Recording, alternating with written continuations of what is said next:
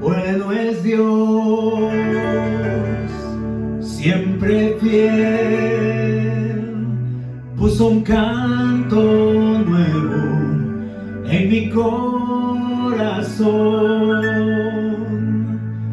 Bueno es Dios, siempre fiel. En la oscuridad brillará su amor. Bueno es Dios, bueno es Dios, siempre fiel. Bueno es Dios, siempre fiel. Puso un canto nuevo en mi corazón. Bueno es Dios, siempre fiel. En la oscuridad brillará su amor. Bueno es Dios, siempre fiel. Si tú vas por el valle y hay sombras alrededor, di adiós al temor, pues seguro en él estás. Prometió nunca dejarte ni abandonarte, y él no mentirá. Bueno es Dios, siempre fiel. Puso un canto nuevo en mi corazón. Bueno es Dios, siempre fiel. En la oscuridad brillará su amor. Bueno es Dios, siempre fiel. Y aun sin merecerle, su sangre derramó por mí. Me llenó de su presencia y ahora puedo compartir que su amor nunca termina y su favor siempre me dará. Bueno es Dios, siempre fiel. Puso un canto nuevo en mi corazón. Bueno es Dios, siempre fiel. En la oscuridad brillará su amor. Bueno es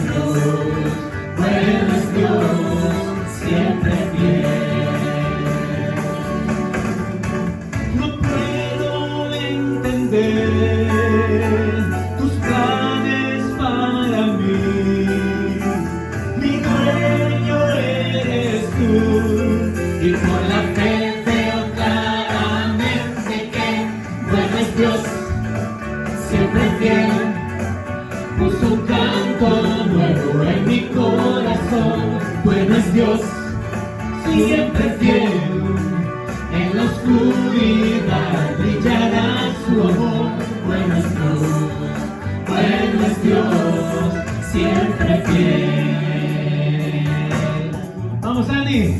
La palabra de Dios dice: bendice, alma mía, a Jehová, y bendigan todas mis entrañas su santo nombre. Bendice, alma mía, a Jehová, y no olvides ninguno de sus beneficios. Él es quien perdona todas tus iniquidades, el que sana todas tus dolencias, el que rescata del hoyo tu vida. Bueno es Dios, siempre fiel. Puso un canto nuevo en mi corazón. Bueno es Dios, siempre fiel. En la oscuridad brillará su amor. Bueno es Dios, grande es Él. Bueno es Dios, grande es Él, siempre fiel.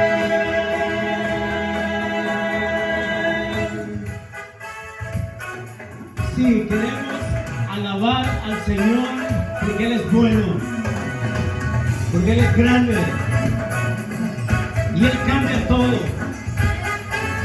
Y lo decimos así, vamos.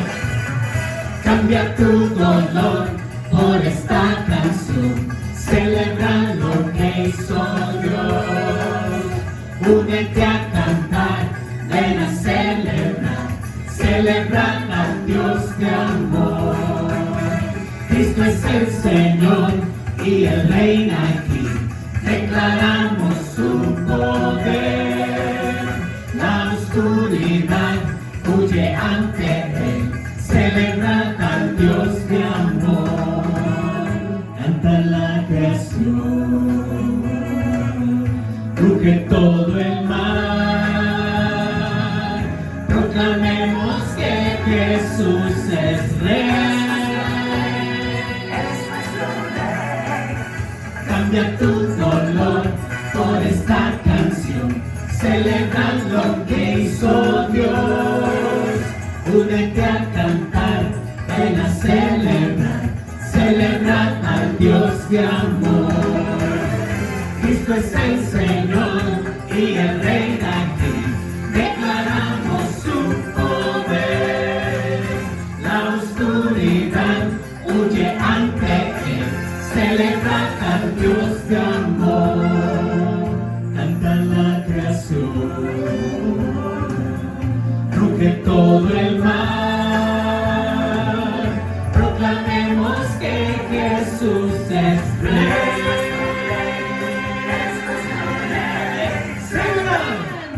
Amén. Y Él es quien rescata del odio tu vida.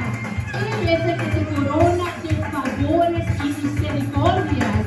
Él es el que sacia de bien tu boca, de modo en que te rejuvenezcas como el águila. Jehová, el que hace justicia y derecho a todos los que padecen violencia. Sus caminos notificó a Moisés y a los hijos de Israel sus obras. Misericordioso y clemente es Jehová. Amén. Lento para la ira y grande en misericordia. No contenderá para siempre, ni para siempre guardará el enojo.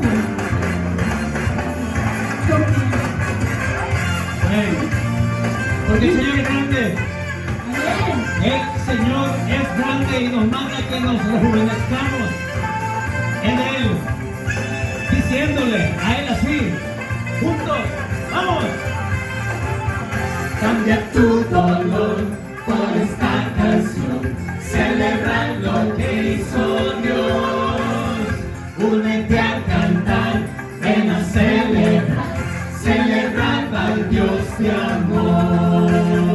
Celebrar al Dios de amor, celebrar al Dios de amor. Bueno es Dios, siempre fiel, puso un canto nuevo en mi corazón. Bueno es Dios, siempre fiel, en la oscuridad brillará su amor. Bueno es Dios, bueno es Dios, bueno es Dios, grande ser, bueno es Dios, grande ser, siempre fiel.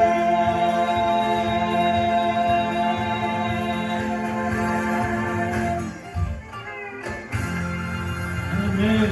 Él es fiel. Hola a todos.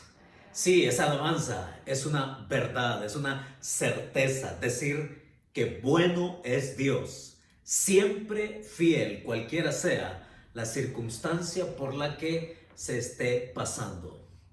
Bienvenidos en este primer domingo de mayo, en el cual queremos juntos, al sintonizarnos una vez más, recibir el mensaje de la palabra de Dios.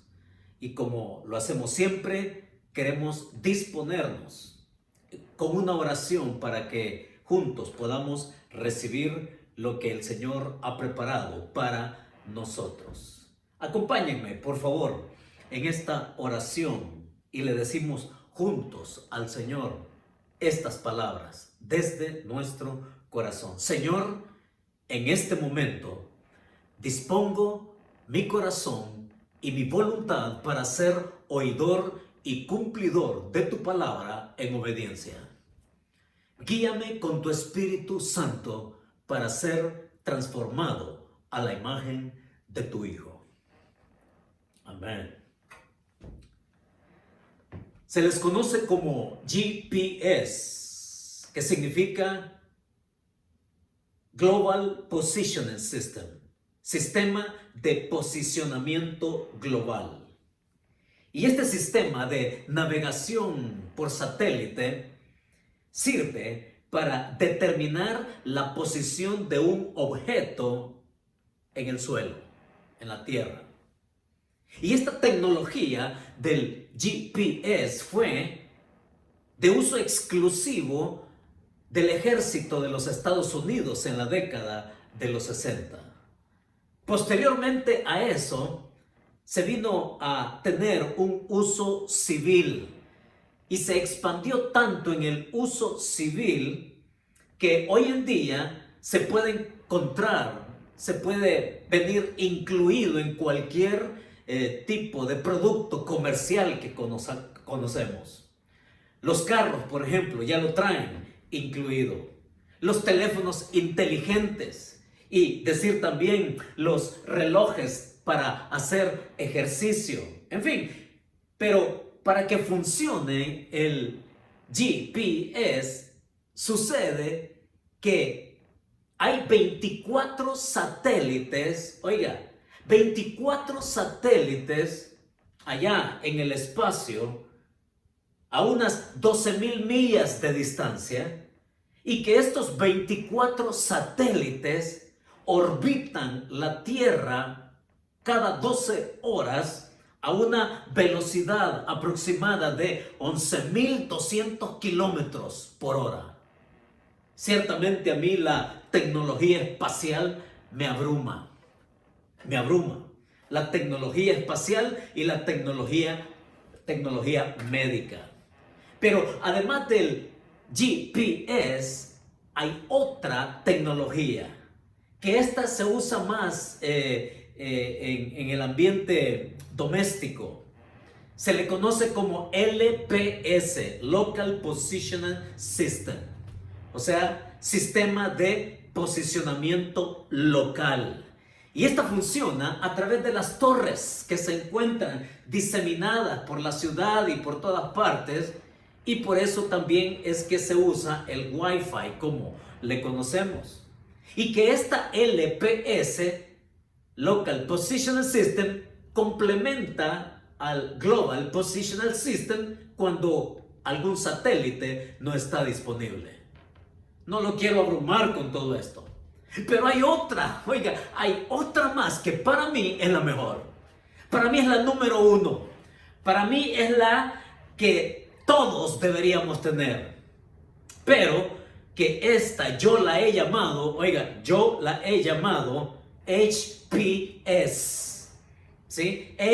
HPS, Historical Positional System, sistema de posicionamiento histórico. ¿Por qué?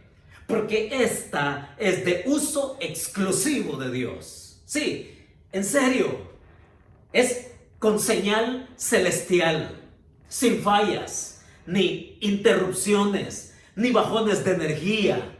Señal que llega clara para llegar hasta donde tenga que llegar en la iniciativa de Dios de buscar y de alcanzar al ser humano. Es una señal poderosa, sí, sobrenatural. Y al hacerlo, cuando Dios busca y cuando Dios ubica y cuando Dios encuentra y cuando Dios hace todo eso, le ofrece al hombre lo que solo Él puede ofrecer, lo que solo Él puede dar. Lo promete y lo cumple. Y también guía al ser humano para que ya no camine extraviado, para que ya no deambule o que vagabundee por su vida. Al comenzar el día de hoy, nuestra nueva serie, que la hemos basado en una pregunta, nuestra nueva serie de predicación se basa en una pregunta, y la pregunta es: ¿a quién acudes? ¿A quién acudes? ¿Sí? Y esta serie está basada en la epístola a los hebreos.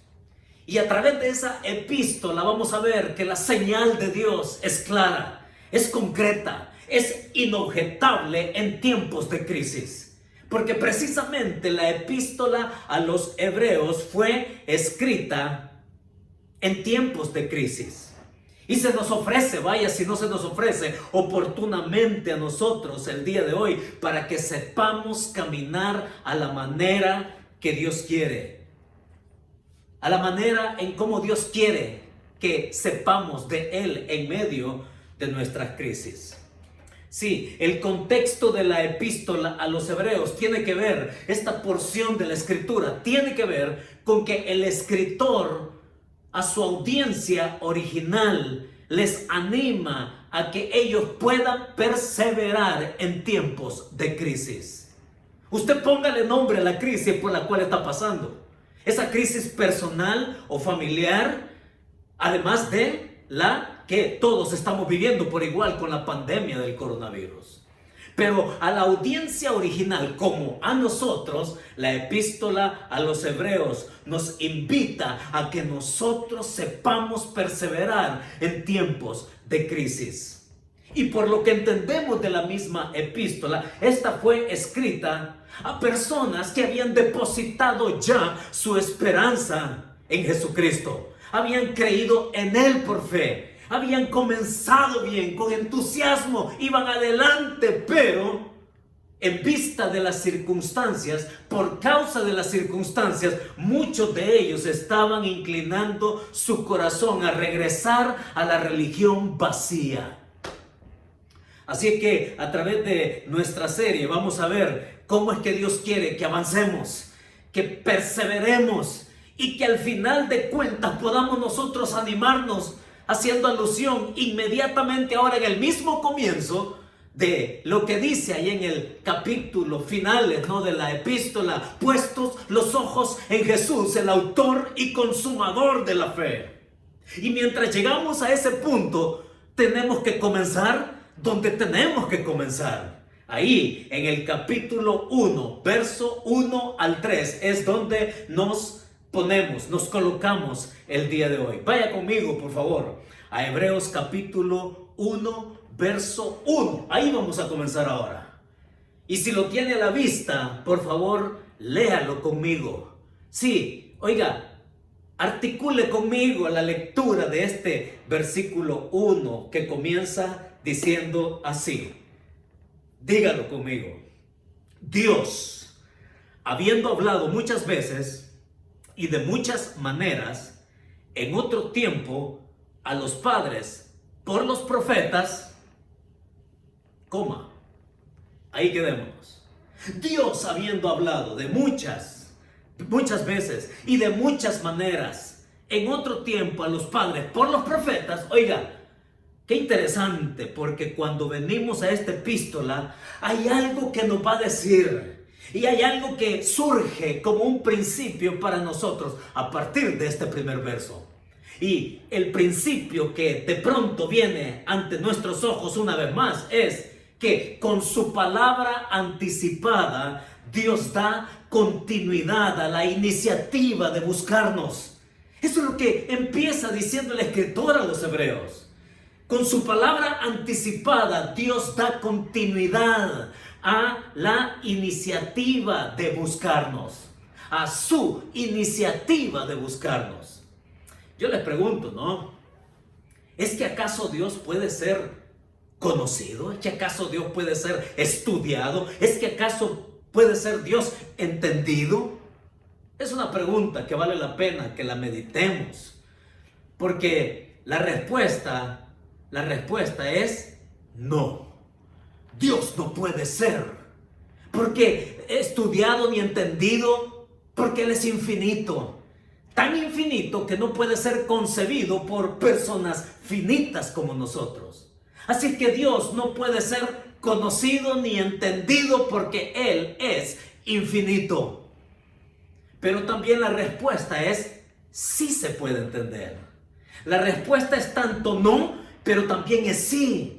Pero se puede conocer y entender y estudiar a Dios a partir de lo que Él ha revelado de sí mismo. A partir de ahí sí que podemos conocerlo. Y es Dios dándonos esto en primer lugar por el escritor bíblico. Dios habiendo hablado muchas veces y de muchas maneras en otro tiempo a los padres por los profetas. Miren todo lo que dice. Y lo interesante aquí es que lo verbal, oiga, lo verbal dicho por Dios pasa a quedar por escrito. Lo verbal de Dios pasa a quedar por escrito. Y oiga, este es un tremendo riesgo. Usted y yo sabemos el riesgo que nos tomamos cuando nuestras palabras quedan registradas.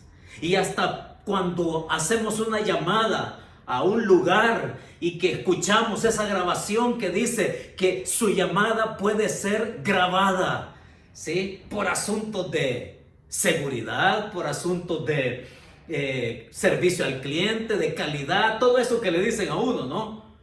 Y es que cuando decimos algo y aquello queda escrito, oiga, nos jugamos todo. Nos jugamos todo.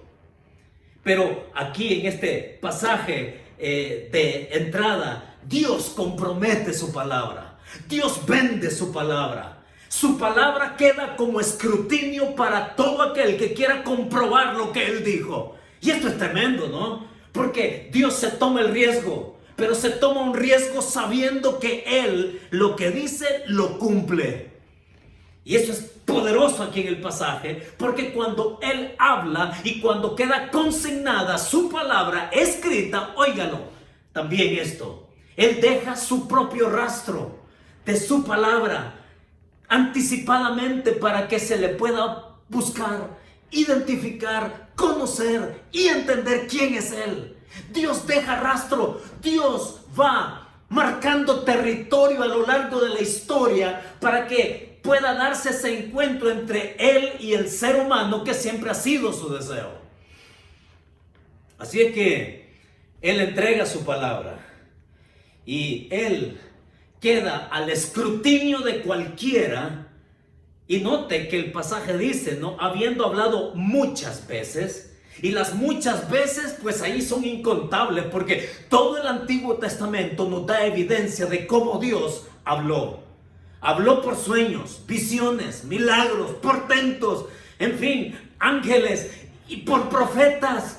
En fin, cualquier cantidad de maneras en cómo Dios fue marcando territorio para que Él fuera conocido. En esos diferentes periodos de tiempo, dice, en otro tiempo, ¿sí? Diferentes periodos de tiempo a los padres, es decir, a los antepasados, y que habló por medio de profetas. Esto es tremendo porque profetas es así como se le conoce al Antiguo Testamento, parte del Antiguo Testamento. Siempre viene a mi mente cuando leo de esto, viene a mi mente aquel momento después de la resurrección, cuando Jesucristo se le apareció a aquellos dos que iban camino a Emaús, pero que estos de inmediato no lograron identificar. Parecía que era un forastero como cualquier otro que había estado ese fin de semana ahí en Jerusalén durante todos los eventos de la pasión y crucifixión de Jesucristo. Y en la conversación estos ni tienen la menor idea de con quién estaban hablando. Y en el camino dice que Él les iba explicando acerca de su propia persona, de lo que decía la ley, de lo que decían los profetas y de lo que decían los salmos acerca de su persona. Él les iba explicando. Y miren, esta era una cristología, ¿ya? Esta era una cristología enseñada por el mismo Jesucristo. ¡Qué conversación esa!, ¿no? Y como lo he dicho siempre, oiga, yo hubiera pagado por estar en esa conversación. Yo hubiera querido recibir esa cristología a partir del mismo Hijo de Dios, del mismo Jesús resucitado. Pero cuando estamos en este pasaje, Dios ha hablado por medio de los profetas. Y el profeta era el hombre escogido directamente por Dios para llevar un mensaje a su pueblo. Esa era la función del profeta. Dios personalmente los escogía y los enviaba para que su palabra, su mensaje llegara a su pueblo. Dios se revela. Dios, por lo tanto, puede ser conocido, puede ser entendido. Sí, Dios va dejando sus pistas claras a lo largo de la historia. Y en ese trabajo suyo de ser conocido, cada profeta aportó en su momento lo que Dios les dio para que ellos lo dijeran. Y toda esa revelación antigua y toda esa revelación continuada, oiga, era preparación para algo. Todo eso antiguo era para algo nuevo. Todo aquel asunto preparatorio apuntaba para un después. Y ese después vendría posteriormente. Pero quizás algunos aquí ya entran en problemas, ¿no? Ya entran en problemas cuando dicen, ya comenzamos mal. Comenzamos mal porque comienza ahí diciendo Dios. Y tienen sus presunciones acerca de Dios, negando. Esos que presumen de ser intelectuales. Esos que presumen de ser racionalistas. De esos que han pasado, quizás usted que tiene a la par a alguien ahí sentado o en su sala, a alguien que porque piensa que ha pasado 5 años en la universidad, ya tiene el derecho de ser un intelectual que puede objetarle a Dios quién es Él. Al Dios infinito por una mente tan finita para usted y para mí. Pero cuando hablamos, oiga, yo no necesito defender a Dios. No, yo no necesito defender a Dios. Pero una cosa sí les sabré decir. Una cosa sí les sabré decir, y póngame atención y léame bien los labios, por favor. Y es esto: yo reto a cualquiera, y míreme a los ojos, yo reto a cualquiera a que usted pueda comprobar en cuáles de las palabras que Dios ha dicho y que han quedado escritas, ¿cuál de ellas no se ha cumplido? Lo reto a que usted compruebe qué tanto de todo lo que Dios ha dicho no se ha cumplido. Lo reto a eso. Y lo reto por lo siguiente. Lo reto para que usted no se abandone en ser una persona simplista. Yo creo que usted es más inteligente que eso. Lo reto a que usted no se confine a un simplismo que lo único que refleja es su propia ignorancia y su propia necedad. Yo le quiero preguntar algo, pero quiero anticiparle que piense su respuesta, por favor. Yo lo que le quiero preguntar es, ¿qué es esto que tengo aquí en mi mano? Piense su respuesta, por favor. ¿Qué es esto que tengo aquí en mi mano? Piense, por favor, su respuesta.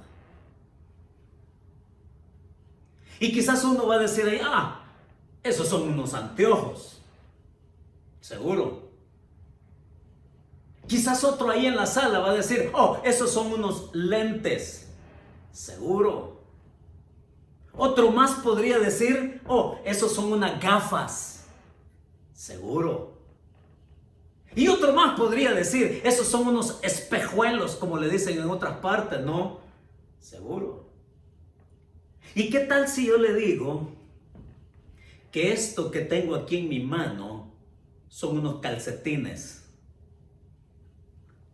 Ya sé, usted me va a tildar de ridículo, usted me va a tildar de loco de atar, Usted me puede decir cualquier cosa porque efectivamente estos son unos anteojos, no son calcetines. Oiga, cualquier persona sabe que estos son unos anteojos. No hay necesidad de ir a la universidad, de tener una maestría, de tener un doctorado, porque aún la persona más simple, la persona más analfabeta, como socialmente se le denomina, Cualquier persona que no sabe ni siquiera leer ni escribir sabe que estos son unos anteojos. ¿Por qué le pregunto esto? ¿Y por qué le digo esto?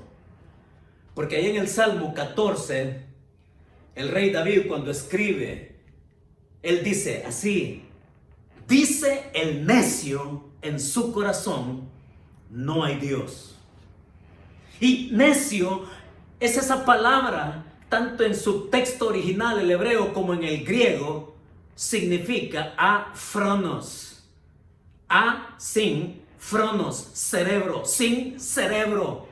Y claro, no es que diga que usted no tiene cerebro, todos tenemos cerebro. Pero ¿a qué se refiere con afronos? Lo llama necio. Y necio, el afronos, es la persona incapaz de aceptar lo que le es puesto como evidencia. Ese es el necio. Es la persona que no sabe aceptar lo que es obvio, lo que es tan claro y que está al alcance por puro sentido común. Entonces, cuando usted me dice que tiene problemas con Dios por ser Dios, oiga, demuéstrese que usted es más inteligente que eso, de negarlo, solo por negarlo. Y muchas personas niegan a Dios por el simple hecho, son contrarios a Dios por el simple hecho de llevarle la contraria. Y créame, yo quiero, sí, pensar de que usted es más inteligente que eso. Y aquí el pasaje nos habla precisamente que Dios se ha revelado. Se ha revelado. Y oiga, Dios no ha andado jugando a las escondidas. Dios no ha andado evitando. No, Dios se manifestó. Y Dios incluso dejó palabra continuada y escrita para que usted pueda estar teniendo la claridad y el escrutinio de comprobar todo lo que Él ha dicho. Eso nos lleva al segundo punto el día de hoy. El verso 2, sígame por favor porque esto se va a poner bueno. Esto apenas ha comenzado. Versículo 2 dice: en estos postreros días nos ha hablado por el Hijo, a quien constituyó heredero de todo y por quien asimismo hizo el universo. ¿Qué más está diciendo el escritor? Fíjese cómo es que establece una plataforma sólida donde va a descansar todo lo otro que él va a continuar diciendo en toda la epístola. Y ahora, después de decir que Dios ha hablado y ha dado continuidad a la iniciativa suya de buscar al ser humano, en el verso 2, el principio que nos ofrece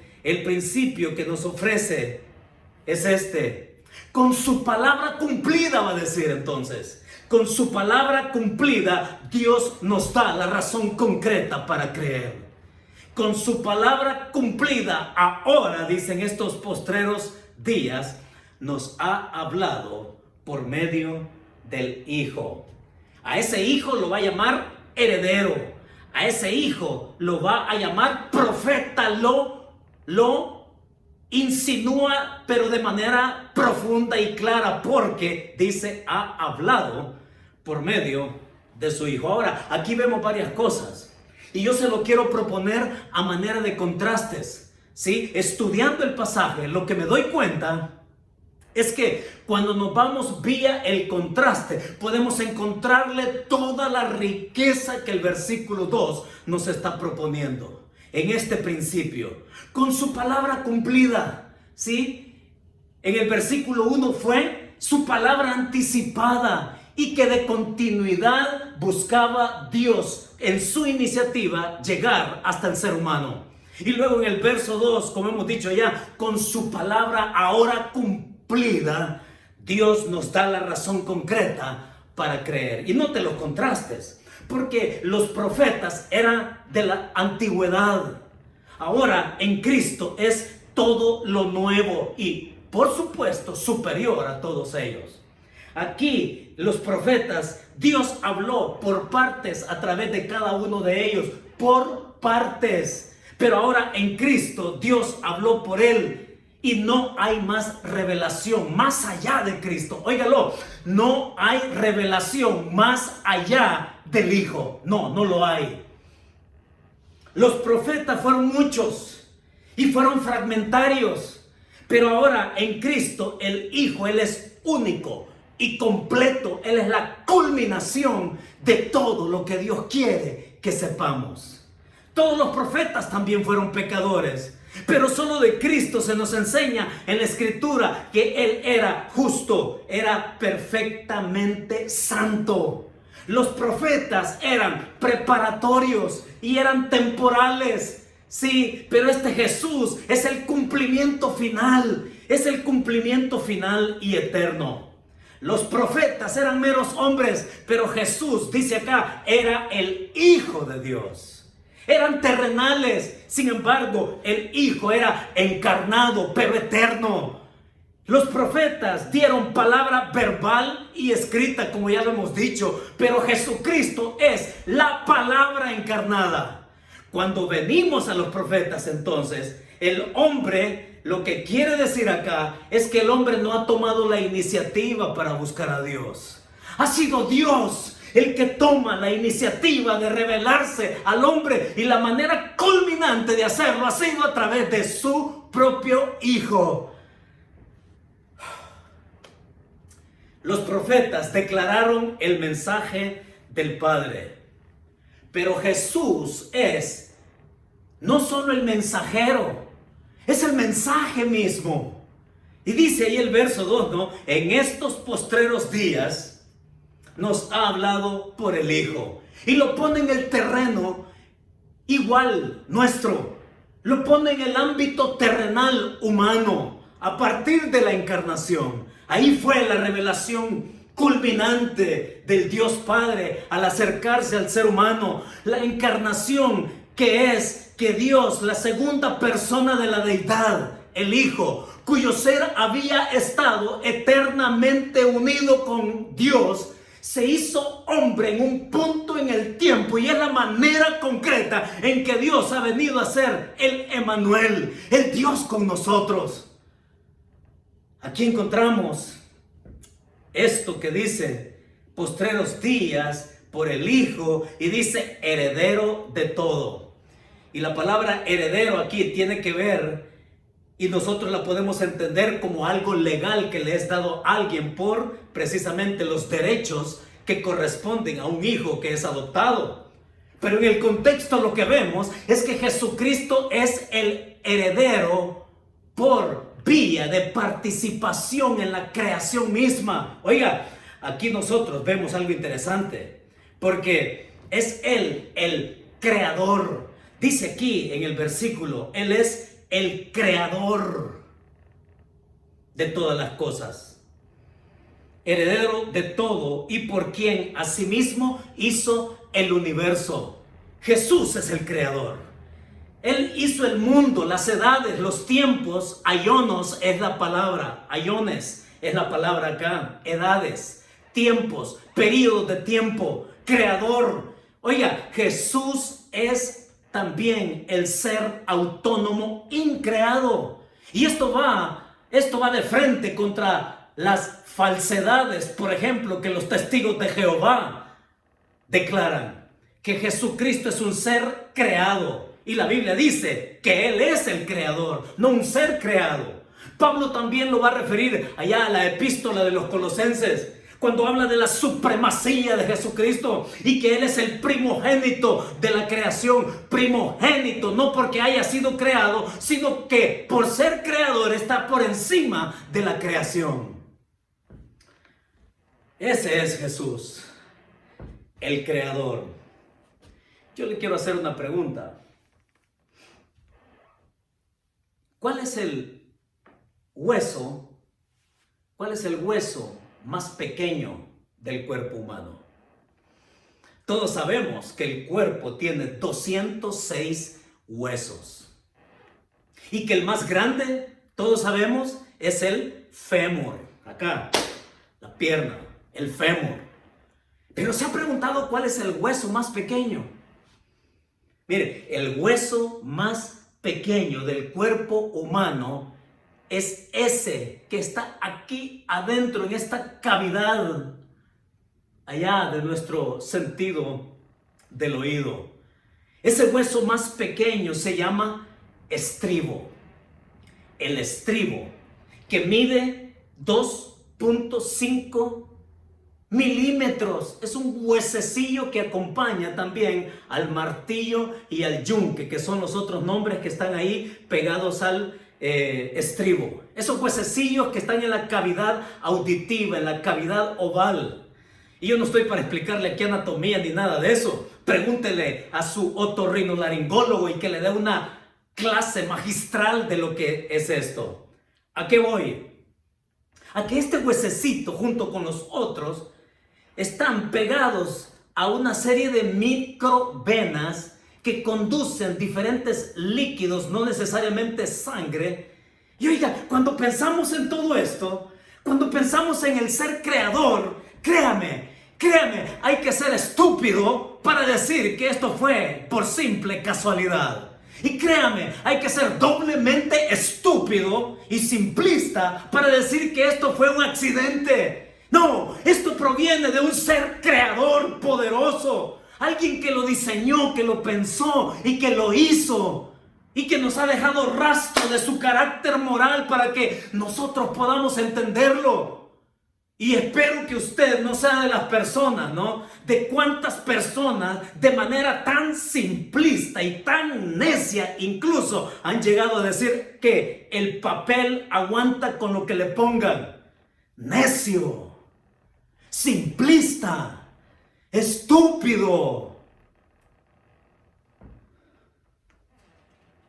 Aquí encontramos en la Escritura que todo el Antiguo Testamento apunta hacia un después. Y que ese después se concreta en la persona de Jesucristo. Él es la culminación, el Dios hecho hombre.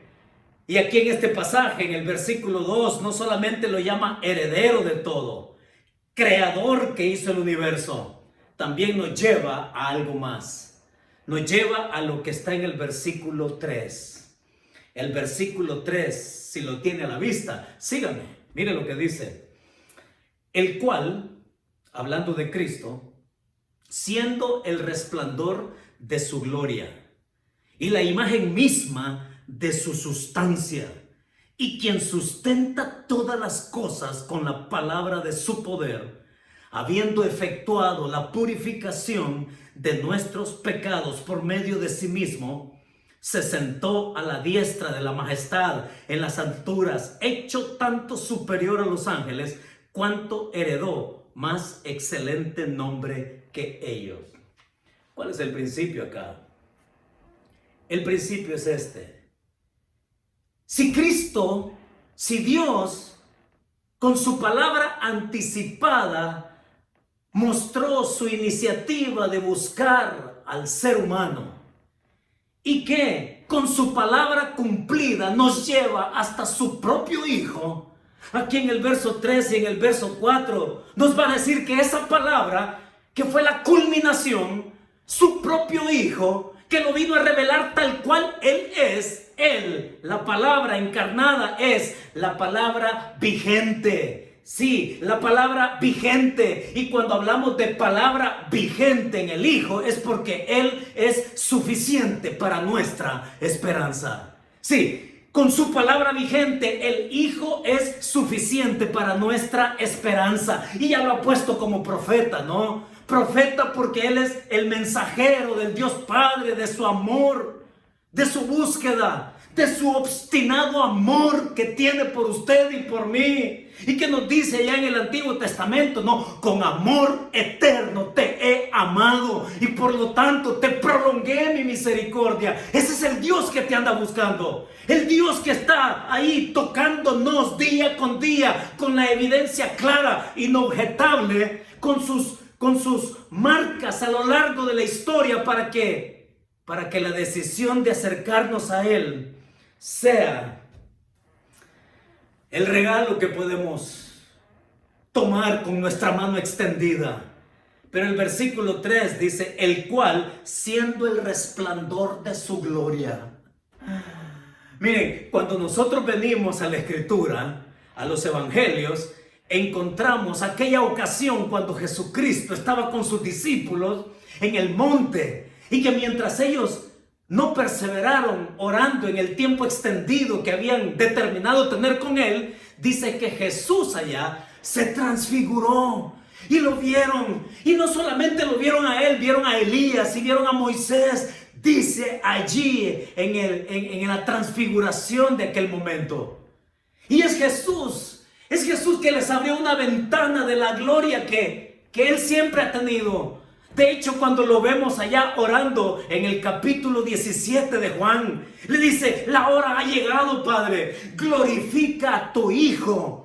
Sí, con aquella gloria que tuve contigo antes de que el mundo fuese. Yo quiero que me explique un testigo de Jehová, que me explique eso. Porque estamos hablando del Dios eterno, del Dios Jesús, del Dios Hijo preexistente, el eterno, no el ser creado. Y le dice Jesús, ¿no? Con aquella gloria que tuve contigo antes que el mundo fuese.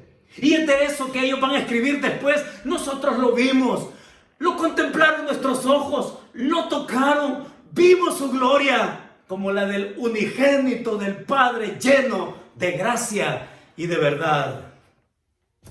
Él es divino. Dice el verso, resplandor de su gloria, la imagen misma de su sustancia. Miren, esta palabra es tremenda en el original. Se refiere a la descripción esencial de divinidad que tanto el uno como el otro poseen por igual, aun cuando uno sea padre y el otro sea hijo, pero tienen una sustancia y tienen una divinidad por igual que comparten. La imagen misma de su sustancia. ¿Y quién sustenta todas las cosas? Esto me encanta. Me encanta porque nos pone en el terreno existencial a todos nosotros.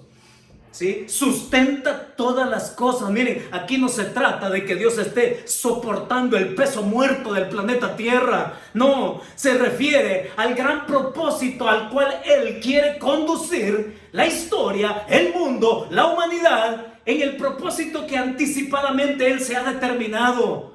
Él quiere conducir, el que sustenta. Esto va en contra de la otra ideología o filosofía intelectual del deísmo.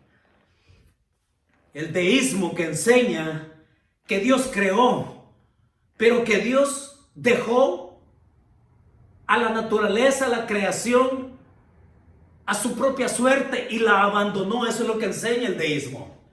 Pero lo que dice la Escritura es que Dios crea y que Dios sustenta.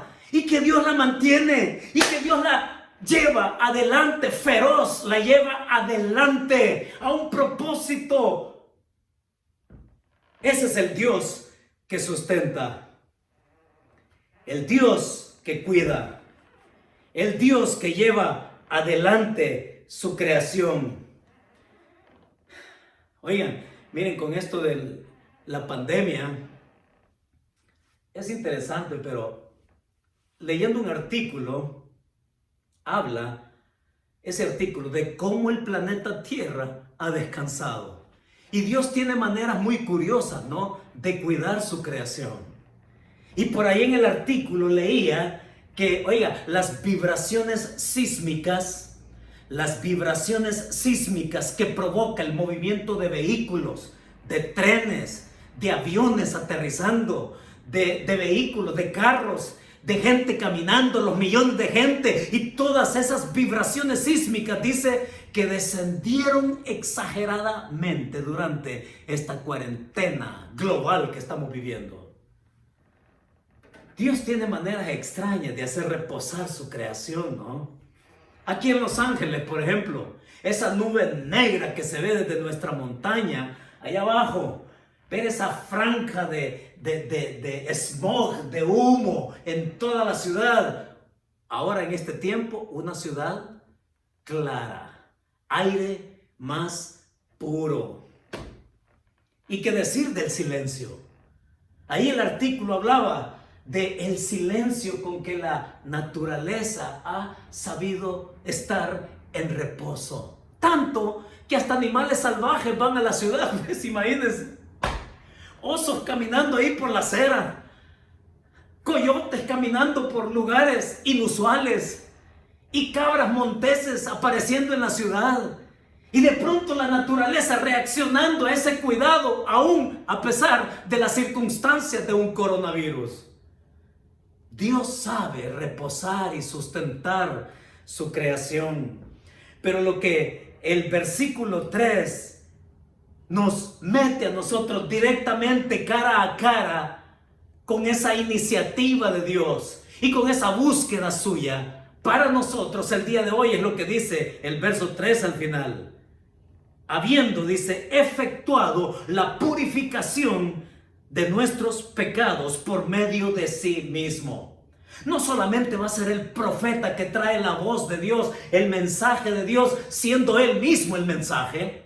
No solamente va a ser el sacerdote acá, el sacerdote que representa a la persona delante de Dios, dice que llevó en sí mismo los pecados nuestros.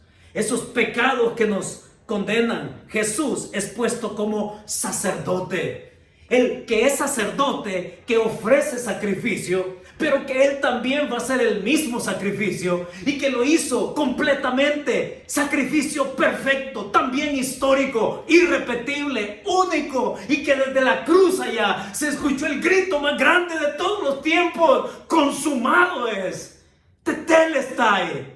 Consumado es. No, Dios no ha andado jugando a las escondidas con nadie. Cada palabra suya puede ser comprobada aquí.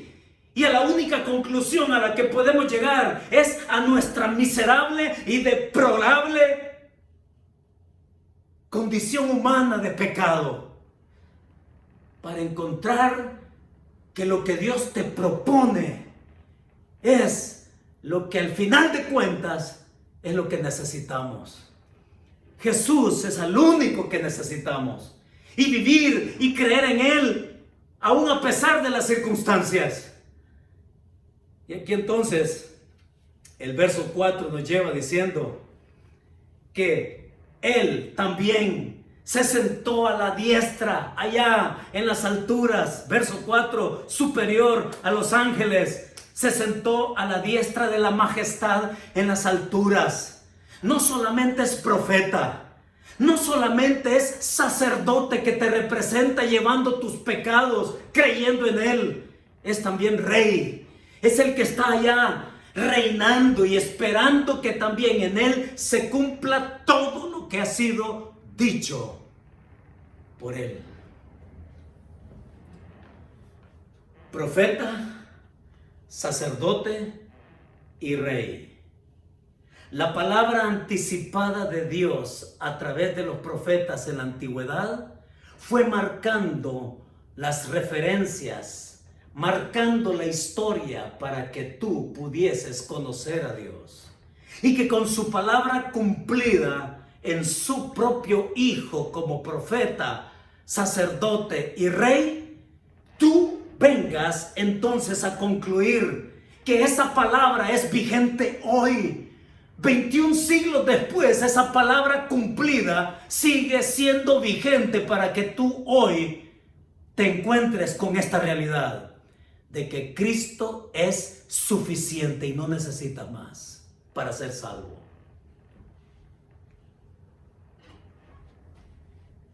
Y el asunto es, o lo recibo o lo rechazo. O lo recibo o sigo viviendo entre las sombras. ¿A qué me refiero con sombras? Me refiero a lo que mucha gente, a la manera en que mucha gente vive considerando cualquier clase de cosas que le llevan a degradarse. Como le sucedió a Suyapa Cáceres, y con esto termino. A Suyapa Cáceres, ahí en su casa, en su barrio. Esta mujer que al momento de abrir, oiga, el paquete de tortillas, se encontró que en una de ellas había una sombra.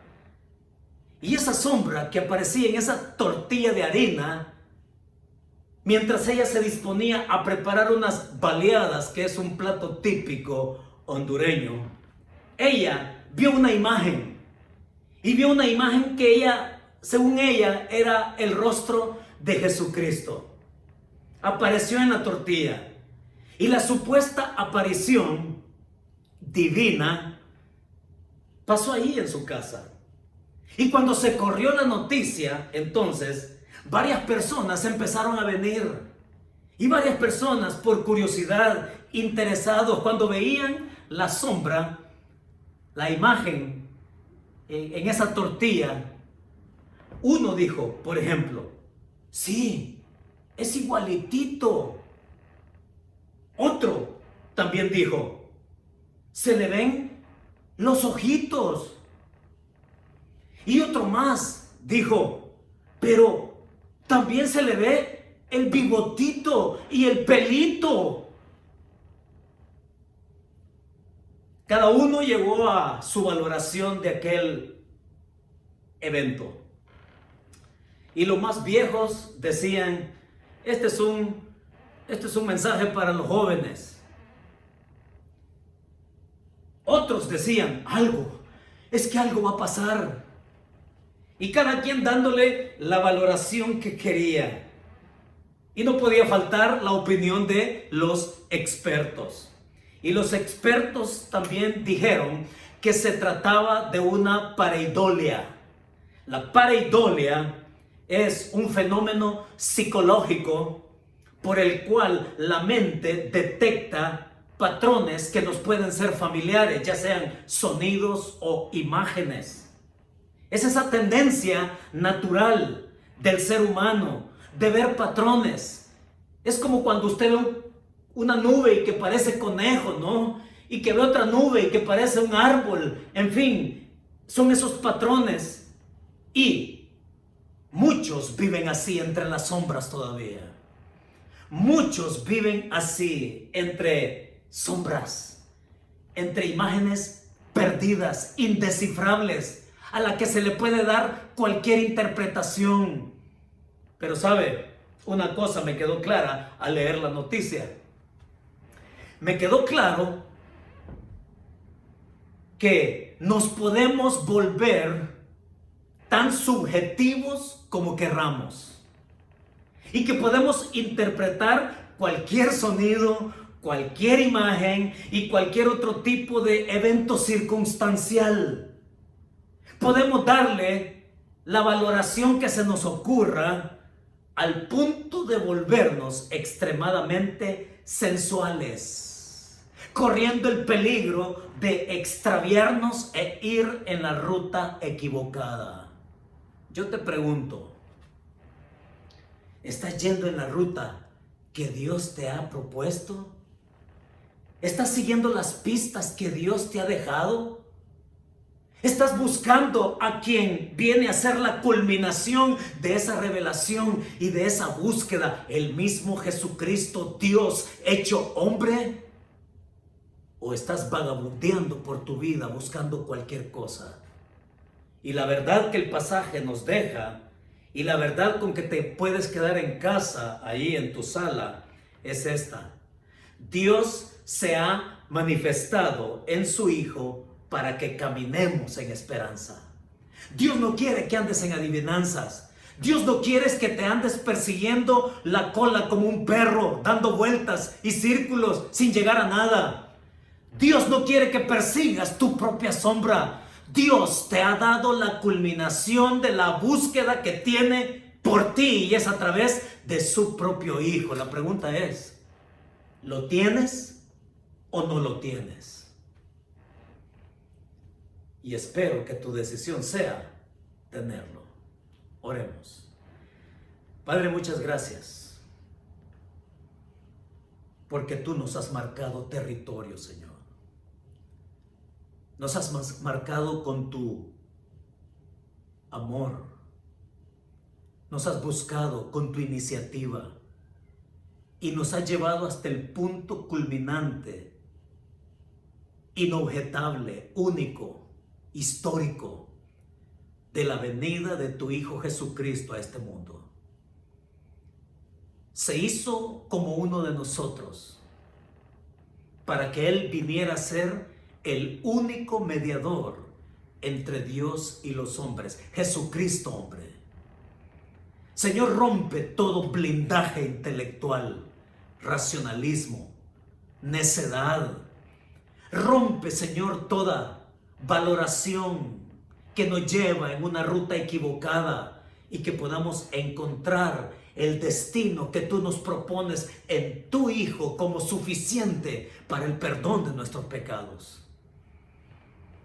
Los que me están oyendo, Señor, oro para que tu Espíritu Santo los convenza de pecado, de justicia, de juicio, y que lo que puedan tener hoy sea el ofrecimiento que tú les das, la gracia tuya en tu propio Hijo, en cuyo nombre, Señor, hemos orado.